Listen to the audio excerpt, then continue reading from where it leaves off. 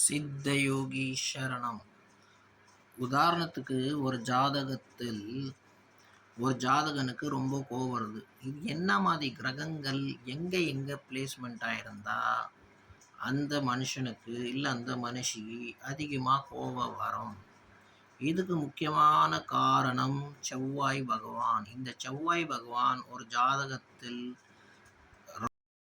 Placement ஆகி சனியும் அவரோட பார்வையில் இருந்து இல்லை அவரு சனியை பார்த்து இருந்தால் அந்த ஜாதகன் மிகப்பெரிய கோபக்காரனாக இருப்பான்.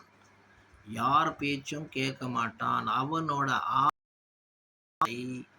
கோபத்தாலேயே அவன் அந்த கோபத்து மேல அவன் கண்ட்ரோல் வச்சிருந்தானா ஆவர காரியம் பூர்ணமாகும். ஸோ இது மாதிரி உங்களோட ஜாதகத்தில் அந்த மாதிரி இருக்குன்னா அதை எப்படி சரி பண்ணும், அதுக்கு என்ன பரிகாரங்கள் இருக்குது, அதுக்கு என்ன சில விசேஷமான ரெமெடிஸ் இருக்குது, அது ஃபுல்லாக ஜாதகம் பார்த்து இன்னும் நம்ம அனலைஸ் பண்ணி தெளிவாக சொல்லலாம். சப்போஸ் உங்கள் ஜாதகத்தில் இந்த மாதிரி எதுனா இருக்குன்னா கேர்ஃபுல்லாக இருங்க. கோபத்து மேலே கட்டுப்படுத்துங்க.